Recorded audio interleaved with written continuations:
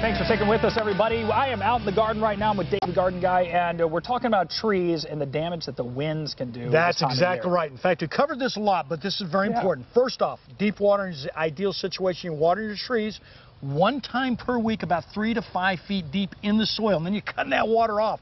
And how do you know 3 to 5 feet You know, deep? that is a great question. We just got the hose just running on this plant right here, or this tree. You can see our Pinus elderica right above us. And what you're going to do is when you know that you're 3 feet deep, you can push a rod like this right where you're watering, about 3 feet. You can see right there, it goes in real easy, about 1.5 feet or so. After that, once you get it at least that deep, you're going to go ahead and change it to another location at the drip line of the tree. Bobby, show them what the drip line is. It's right up there, right on the edge of the canopy of the tree. This is where all the feeder roots are. This is where that root zone absorbs all those micronutrients and, of course, our moisture that's necessary for basically the healthiness of the tree. And that pushes those roots out so you don't get that wind throw later on. Now, if we're going to get a big rain like we're talking about. And when you say wind throw, you're talking about the chance of a tree breaking. You betcha. And falling on your house, falling on somebody. When you see that tree actually kind of leap out of the ground and you see all those roots out there, and we're going to talk about that in the next segment, what to do with that. What you want to do is you want to go ahead and avoid that by deep watering like we're talking about right in here. And then another thing, Bobby, go over to that elm right over there, or almus perifolia, and you can see him right there. We've started thinning that guy out, and this is very important, folks. You need to thin these guys out. You need to thin out any kind of cross branching. Reason being, Fields, is because we want that wind to pass through the canopy of the tree, because if it doesn't, comes a sail. Ultimately, you're going to get So it really doesn't matter what kind of, we're talking about an elm here, but it could be your ash trees, anything. Your palo verdes, anything where you're going to actually see the stacking of the branches itself. When you see that stacking and you see the wind pushing against a tree like this, you're ultimately going to want to go ahead and thin this tree out. Now, here's a real important tip for you.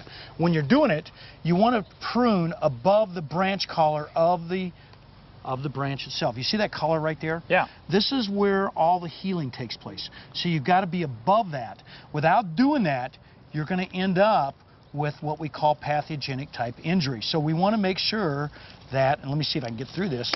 There it is right here. This is an apple tree, so real hard wood. Yeah. But we want to make sure that we prune above that branch collar and slightly at a 45-degree angle. That way the moisture is kind of pulling off or tailing off the tree, and it's not sitting right on the wound of the tree itself. And I suppose, depending on the size of the tree, it might be something you need to have professionally done. Exactly. In fact, a lot of times people will go out with something like this and end up doing more damage than really is worth it. But if you can get up there and get up there 5 or 10 feet with something like this, you're probably okay. With something like this, you're going to have something professionally done, and it's very critical that you go out there and start thinking about doing this, especially before we're going to start hitting those high winds.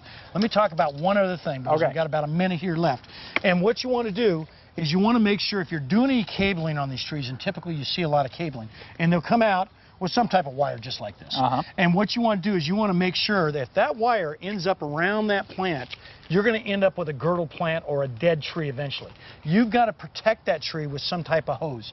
I like to use a regular hose versus the drip hose, and this will go a long ways really to helping out. And the tree will kind of grow around a wire. Well, yeah, you betcha. In fact, you want to go ahead and loosen these wires up periodically, once a year or so. Otherwise, it'll even grow around this hose, ended up with a girdle type tree, and ultimately the demise of the tree itself. And really quickly, what about palm trees? I learned the hard way. You have to trim those things at least once a year. You betcha. In fact, right now is the time of the year to start doing it. Your different types of Washington rubushes, your queen palms, get out there, start thinking about pruning those guys up. And of course, on all your palms, you want to go ahead and do some kind of fertilizer, especially your queen palms, with a high manganese fertilizer. Without that, again, you're going to end up with some real high stress on that plant material, especially with the high heat we're experiencing right now. I need to talk to Dave more often. All right, thanks for being with us this morning, Dave. We'll see you in just a little bit. We talked about this in the last segment, folks. It's real important that you don't overwater these trees this time of year, especially right before we're going to get any monsoonal activity.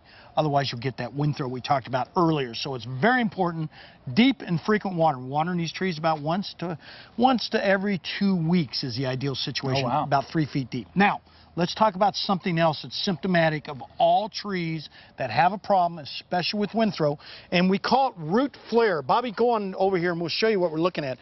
And Fields, this is real important. When you're planting trees out here, we typically see trees planted too deep. You want to see that flaring of the root system out into the ground itself. I know that sounds counterintuitive, but what that is indicative of is because of the fact that that root is able to flare out, that tree's got a real healthy activity or lower growth activity, it's able to penetrate much deeper in the ground. Now, it's very important if you don't have this, go out there and fix it. Okay. Now, how can you fix that? Yeah, that's a great question. Yeah, you're not going to replant the tree. What we'll typically do, we don't have anything out here, but we'll take some type of an air nozzle or something like that, a compressor. You may have to have somebody to do this professionally, but go out there and spray that soil away from the trunk of the tree. Because what happens is if that soil builds up around the tree, you're going to get a lot of breakage right at that point, because that tree at that point is not meant to have moisture right up against the trunk of the tree. Okay. It's supposed to be in an aerobic type situation, not an anaerobic, and that eventually leads to demise. And if you start doing this deep watering, are you going to start to see that root flare, that healthy growth? You have to manually go out there and do it. So this root flare is crucial to really having healthy trees out here in the desert Southwest. And I see this more often than not. A lot of times when you see a tree that's blown out of the ground, root flare is mainly the cause of that problem. Okay. The other thing you want to do, go out there and core aerate. We talk about core aeration all the time.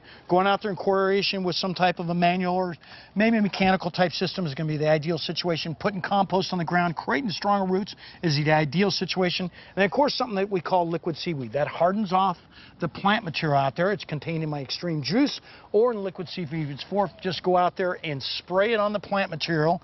Spray it early in the morning, late in the evening.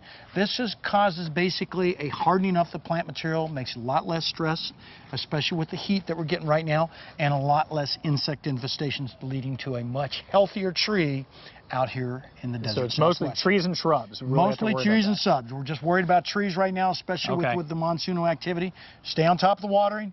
Make sure you prune correctly. Look for that root flare, and regular fertilization is the ideal situation for really making sure these trees survive the coming extreme type situations that we may see. All good suggestions. Thank you so much, Dave, for being with me this morning. Of course, much more to come on Good Morning Arizona. Thanks for this, Dave.